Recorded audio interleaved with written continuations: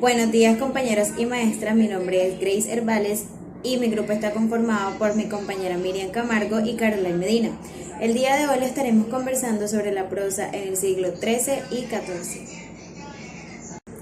La prosa literaria en el siglo XIII y XIV comienza en España, relativamente tarde, mucho más en efecto que la épica o la lírica difundidas de forma oral y mucho más tarde que la prosa latina de autores hispanos dirigido al escaso público capaz de leer la lengua sabia. Las obras en prosa más antiguas que han llegado hasta nosotros en castellano datan a finales del siglo II. En el primer tercio del siglo XIII hacen sus primeras apariciones obras más extensas y mejor organizadas. Tal desarrollo sigue a ciertos cambios políticos y culturales que llevaron a un resultado de la misma. La derrota de los almohadanes por Fernando III, la expansión castellana por Andalucía, la fundación de la primera universidad española en Palencia y por último los decretos del cuarto concilio de Letrán. Hacia el final del reinado de Fernando III o el inicio del de Alfonso V, hallamos los primeros ejemplos vernáculos de dos de los géneros principales de la prosa española. Entre estos se encuentran las colecciones de Exampla y las muestras de la literatura sapiencial, donde encontramos libros como el libro de los engaños, Calile Digna o el libro de los 12 sabios. La Facienda de Ultramar, traducida probablemente de un texto latino del siglo XII, conjuga los temas bíblicos como una guía para los peregrinos a Tierra Santa. Afirma que se trata de una obra de mediados del siglo XII y por lo tanto del primer libro en prosa castellana. Tal datanación no es plausible por razones históricas como lingüísticas, dejando aparte el hecho de que un texto con fuertes características aragoneses no puede clasificarse tranquilamente como castellano. La semejanza del mundo es un tratado geográfico donde la elaborada combinación de dos fuentes latinas anuncia los logros de Alfonso el Sabio. La semejanza del mundo de Bull y Williams presenta paralelos los textos de los dos manuscritos conocidos, entonces a veces notoriamente divergentes. Bull y Williams estudian el vocabulario de la semejanza como un método que mantendrá su valor. Y por último tenemos el Liber Reum, conservado en versiones aragonesas y castellana. Constituye un claro progreso en relación a los anales en tanto extensión como en método historiográfico. Los análisis literarios de estas obras de la prosa temprana, aparte de las introducciones de algunas de las ediciones, pero el camino había sido iniciado por Lacarra Durgay y Cachoblecúa, quienes utilizan las técnicas de narratología para ahondar en la estructura y en la temática del libro de los engaños, adelantando algunos resultados de la tesis doctoral de Lacarra Durgay sobre la cuentista española del siglo XIII. La decisión de Alfonso de emplear principalmente el castellano en sus libros de mayor empeño es ahora más intangible gracias a varios trabajos de singular alcance. Así como Hilty ha mostrado cómo se vincula la obra de Alfonsi a la anterior tradición de la prosa romance. Lomax ha sugerido porque el castellano, y no otro dialecto, llegó a convertirse en una lengua oficial de la Cancillería de Fernando III y su hijo. Hola chicos, mi nombre es Miriam Carolina Camargo y yo les voy a hablar sobre la reforma de la Iglesia y literatura didáctica, sermones, ejemplos y sentencias. Bueno, primero que todo, la reforma religiosa de la Iglesia se inició en el siglo XI, bajo la dirección del Papa Gregorio VI, y su origen había obtenido tres objetivos. El primero fue el refuerzo de la autoridad papal dentro de la Iglesia. El segundo objetivo fue la organización de una cruzada que reconquistase las tierras dominadas por los musulmanes desde el 640. Y el más importante, lo que es la reforma moral del clero. En el siglo XII este movimiento obtuvo notables éxitos, tanto así que la autoridad papal había aumentado enormemente y de un modo paralelo habían conocido habían obtenido también un gran incremento en la administración eclesiástica y al derecho canónico.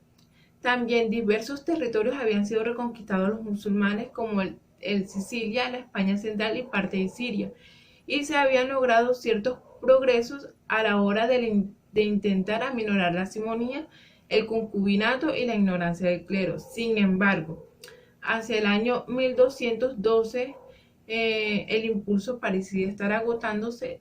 Los musulmanes habían conseguido la victoria de Haití y Alarco. La autoridad de los reyes sobre el clero era todavía una realidad inminente en Inglaterra y España y otros países. El incremento de la burocracia pontificia había engendrado el anticlericalismo y la cristiandad se veía amenazada por los cátaros, el materialismo y las doctrinas apocalípticas, y los intentos de reformar la moral del clero iban disminuyendo de un modo progresivo. No obstante, a pesar de las apariencias de estancamiento, la fuerza de la cristiandad se vitalizaba muchísimo. Pues a partir del año 1200, una serie de enérgicos papas dedicaron la gran maquinaria de la administración de la iglesia a la resolución del problema. En ese caso, San Francisco encauzó los afanes de quienes aspiraban a una religión más evangélica hacia la predicación. Las misiones de ultramar y las asistencias a los pobres en los barrios miserables de las ciudades era fundamental, y Santo Domingo organizó a los frailes con los mismos propósitos. Y así se fundaron nuevas escuelas y universidades para formar un clero más culto y eficaz.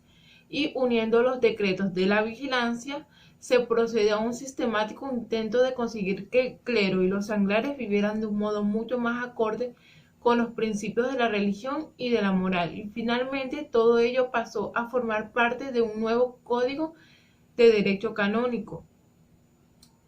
Y el primero más importante de las guías de este movimiento de reforma y revitalización cristiana fue Inocencio III, quien en 1215 trató de sistematizarlo convocando un concilio ecuménico.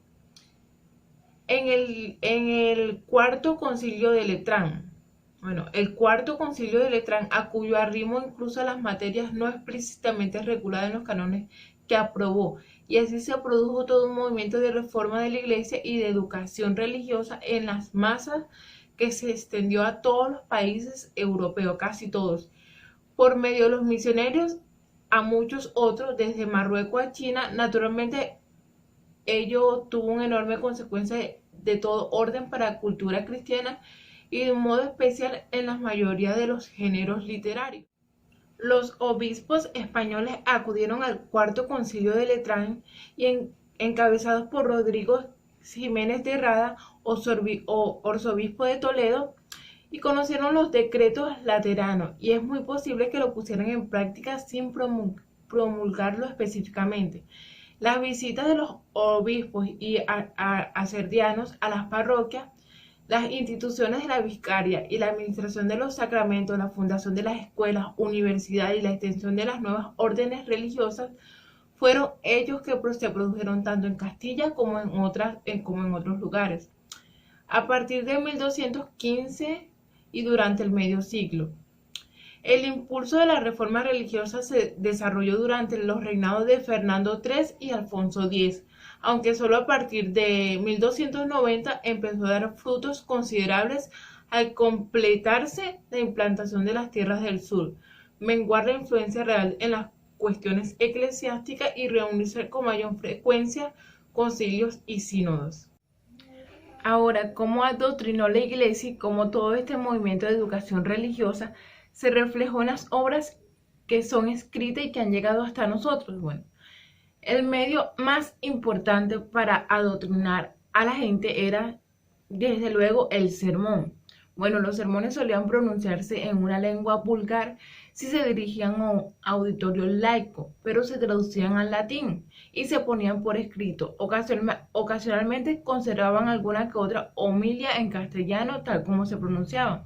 Y hacia el año 1400 fue haciéndose más frecuente el poner por escritos los sermones en lengua vulgar, y así tenemos el caso del sermón de Pedro de Luna o los sermones de San Vicente Ferrer y el vencimiento del mundo. Sin embargo, con estas últimas obras nos apartamos ya del auténtico sermón que se predica y pasamos a las obras meramente escritas, que están diseñadas para eso, para ser leídas, quizás por partes como una lectura piadosa y no encaminosa hacia la obra maestra del género, como es el caso del Arcipreste de Talavera, de Alonso Martínez de Toledo, quien fuera cuales fuesen las fuentes que utilizaba, las encajaba todas enérgicamente dentro de un marco de un sermón contra la lujuria. Aunque se trataba de un sermón pensado para ser leído en silencio por uno mismo o en voz alta a un grupo de oyentes, pero suponemos que no pronunciado por un predicador como tal cuando se dirige a sus fieles. Bueno, lo que es la intención, la estructura, el lenguaje coloquial y el realismo general, todo sitúa estas obras sin lugar a dudas dentro de la tradición del sermón, pero sus detalladas descripciones y caricaturas, por ejemplo el de las mujeres chismosas, eran más propias de los sermones que se predicaban del púlpito de los que se destinaban a leerse.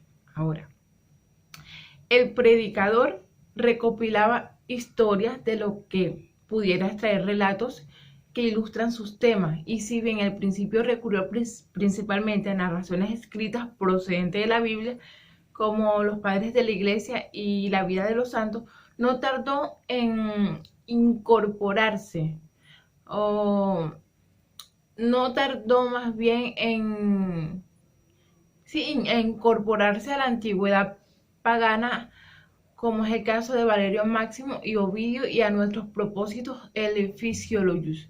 Y desde comienzos del siglo XII, estas historias traducidas fueron pasadas al árabe.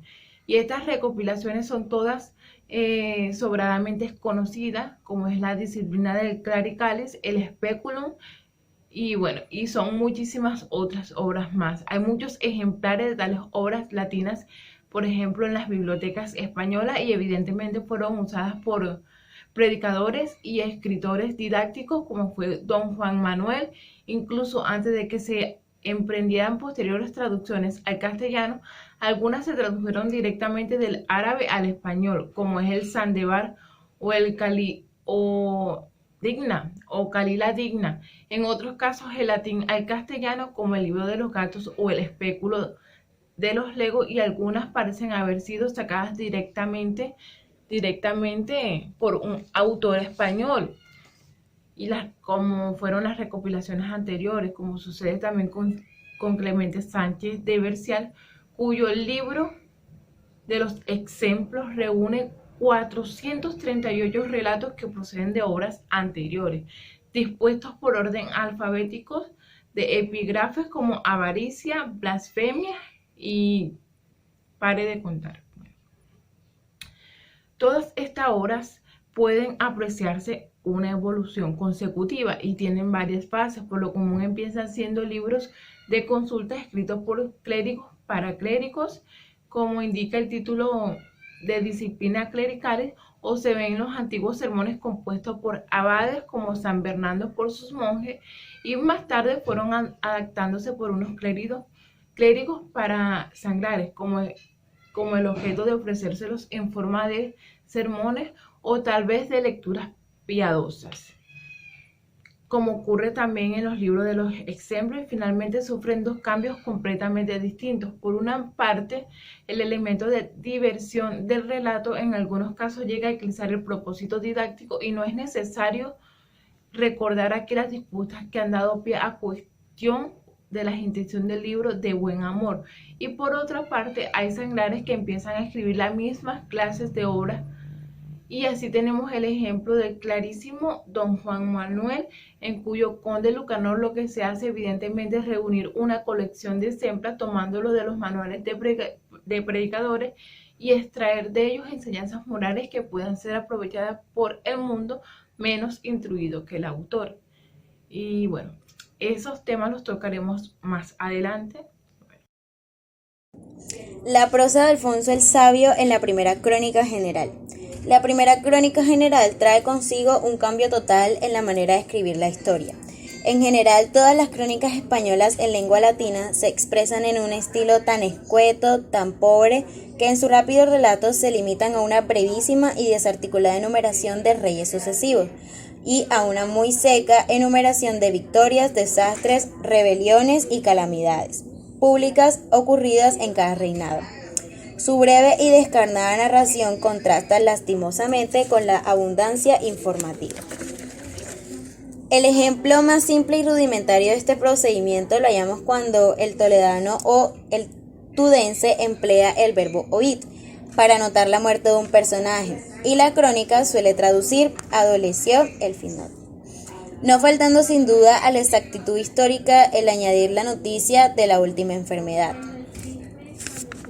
Así, la crónica general, acogiendo en sus folios las escenas más famosas de la epopeya, no solo salva esta importante manifestación poética del olvido casi total en el que cayó, sino que hace llegar a nuestros ojos un reflejo brillante de vida pasada.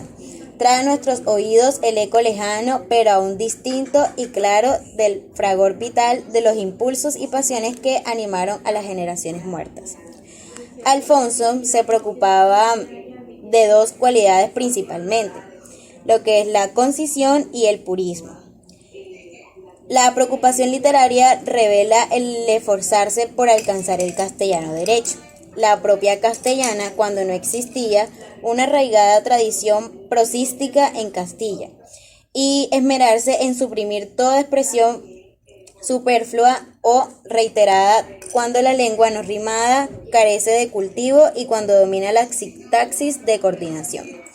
Por lo demás, la crónica manifiesta muy variantemente su tendencia artística. Su prosa dócil se moldea sobre los desmedidos versos de juglares castellanos. En la poesía heroica se refleja más viva que en la historia y más bella la imagen del pasado, no solo en su color y exterioridad, sino en su espíritu mismo.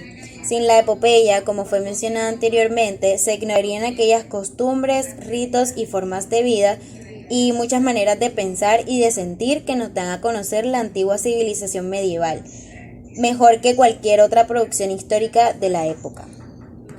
Alfonso V, al dilatar el curso de la narración histórica, halló en los relatos épicos la principal guía y estímulo, al par que en los poetas de la antigüedad.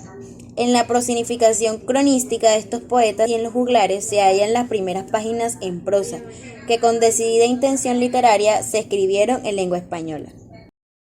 La crónica general representa en este sentido un radical cambio. Cuanto más el hecho impresiona la imaginación del compilador, más añade pormenores narrativos arbitrarios al fin de infundir al relato mayor viveza y eficacia. El nuevo estilo historiográfico en lengua vulgar impone una interpretación expresiva de las fuentes latinas. Abunda también la amplificación con carácter de comentario, que como puede suponerse es muchas veces aventurado.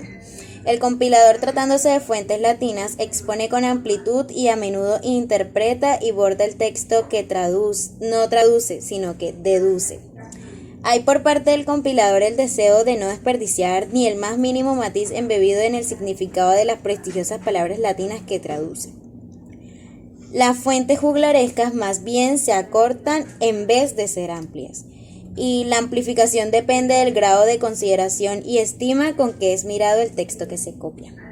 La general historia, el pasado y presente. Bueno, primero que todo quiero hablarles de la general historia, que este es un libro histórico escrito a partir de 1270 por Alfonso X y sus colaboradores de la Escuela de Traductores de Toledo, que pretendía hacer una extensa historia universal en castellano.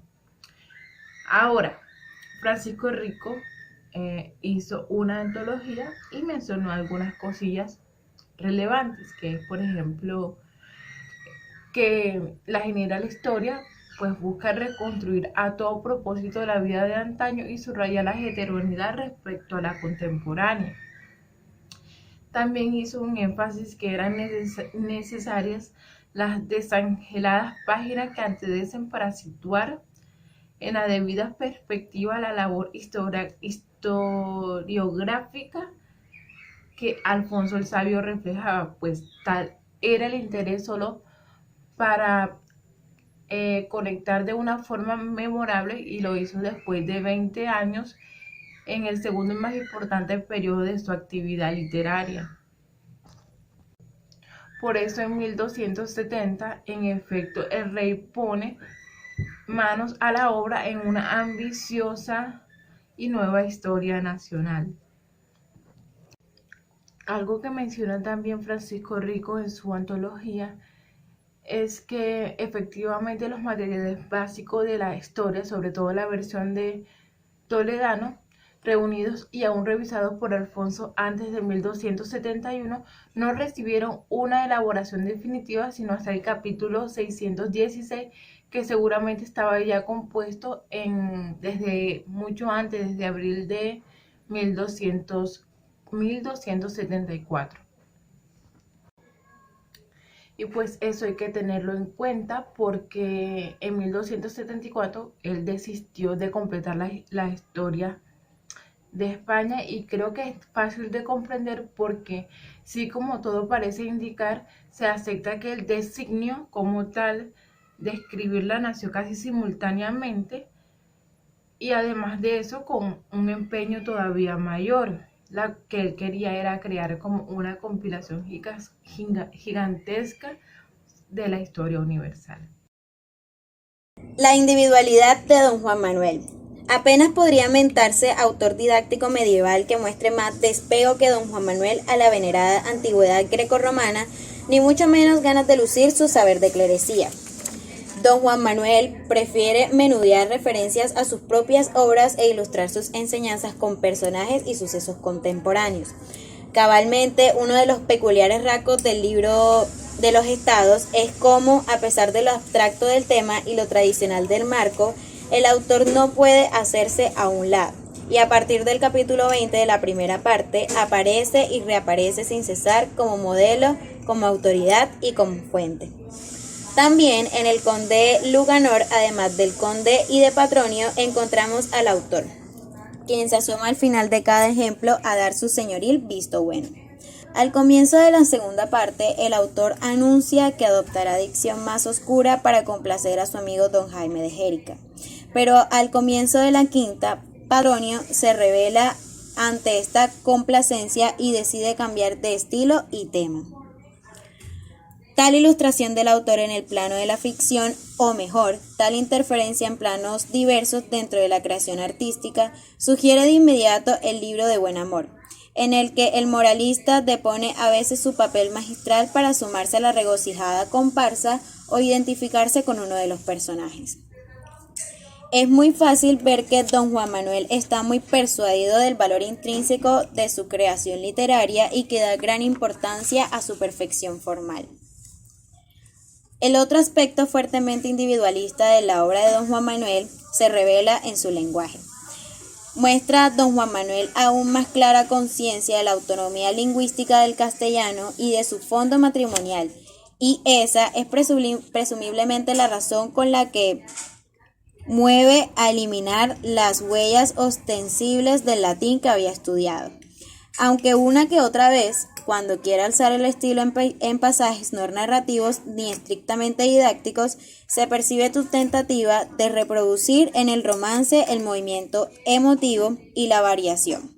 Por ejemplo, anáfora, quiasmo, repetición o frases paralísticas, que precocinaban como estilo ornamental las artes dictámenes. Desde diversos ángulos, el estudio de don Juan Manuel muestra la imagen de un hombre en hondo intelectual con ciertas corrientes de pensamiento que en su época predominan en la clase culta de toda Europa, y a las que se debe sus ideas sociales, religiosas, la técnica escolástica de la exposición doctrinal, su orientación de escritor didáctico para el vulgo, muchos temas y algún procedimiento de su narración.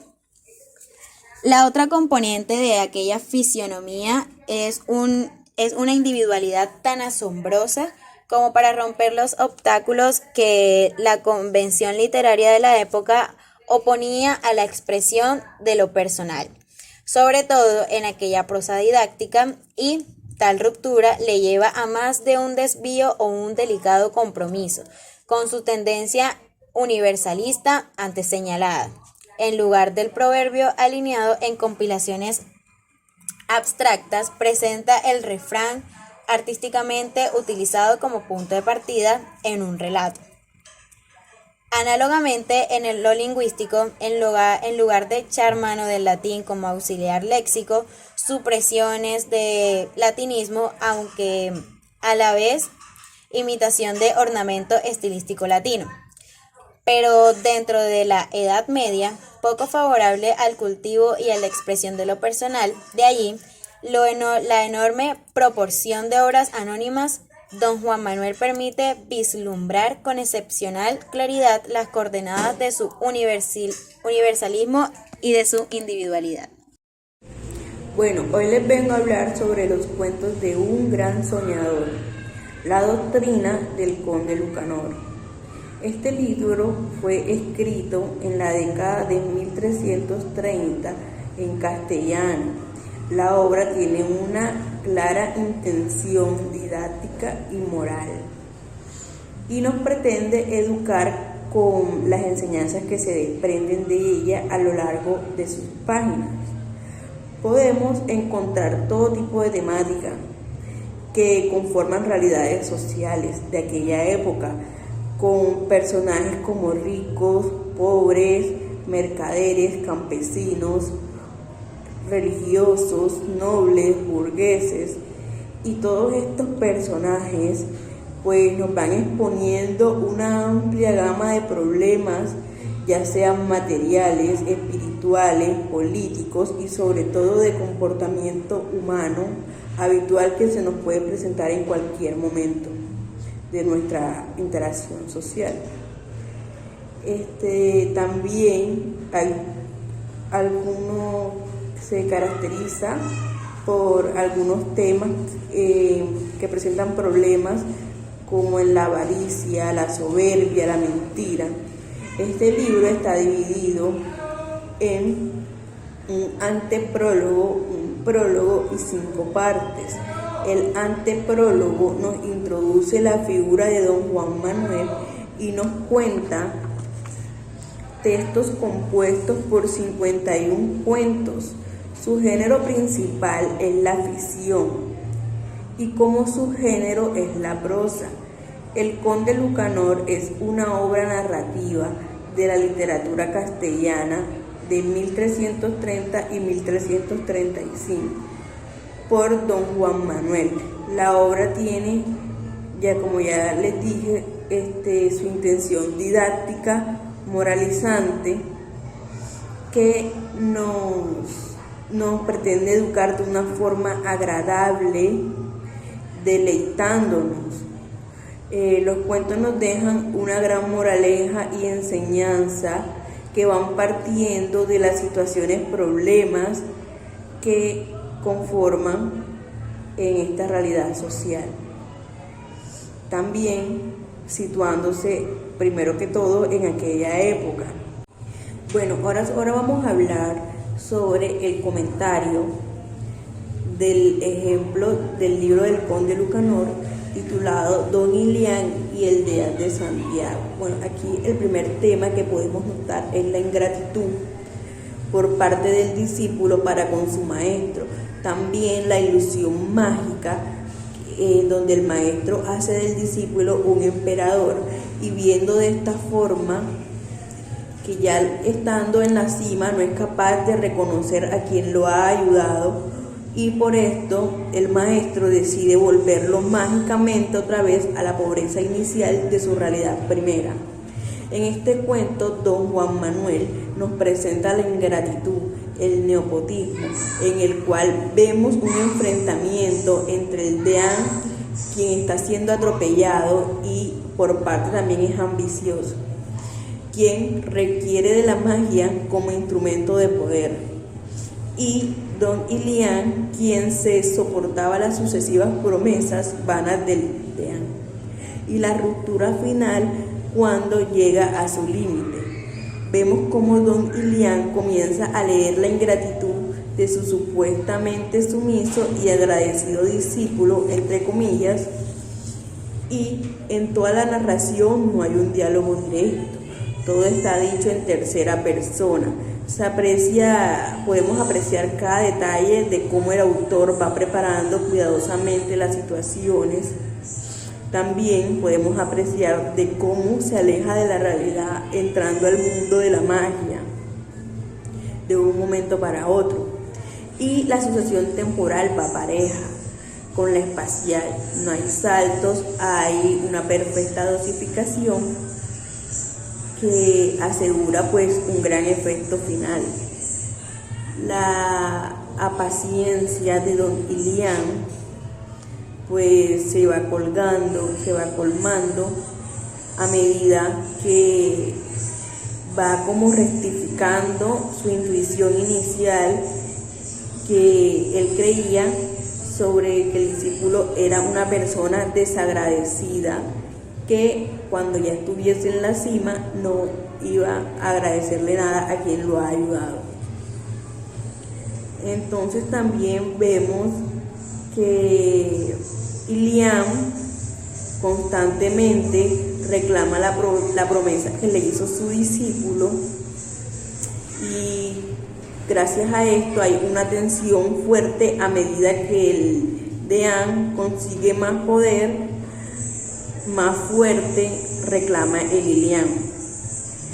Y por último podemos decir que esta narración posee una perfecta unidad orgánica. Bueno, ahora vamos a hablar sobre Alfonso el Sabio y el Canciller Ayala. Bueno, Alfonso el Sabio fue considerado como el iniciador de una nueva edad en la historiografía española, un paso decisivo en el proceso de secularización y vulgarización de la historia nacional fue la decisión tomada por Alfonso de abandonar el latín en sus obras científicas, dándole lugar como nueva lengua a la cultura laica, el castellano.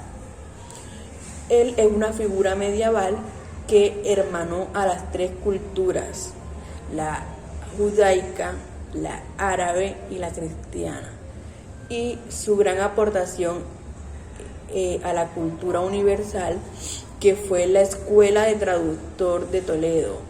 Fue el gran promotor de su cultura del siglo XIII y de su herencia vivimos. Posteriormente, a lo largo de toda la Edad Media, fue un hombre obsesionado con el saber que protegía a los judaicos, musulmanes y a grandes personajes de su tiempo. Alfonso heredó ese amor por la cultura de sus padres, y este hombre potencia un lugar de encuentro donde sabios judíos y cristianos, también musulmanes, puedan poner en común grandes obras y estas ser traducidas de tal manera que quedaran al alcance de todos. Apoya el conocimiento histórico y también le gustaba mucho la astronomía, y componer. Fue también un gran poeta gracias a esto. Bueno, compañeros, hasta acá ha llegado nuestra exposición. Espero que toda la información que le hemos brindado haya sido de la manera más clara y haya servido de enriquecimiento para todos ustedes. Muchas gracias.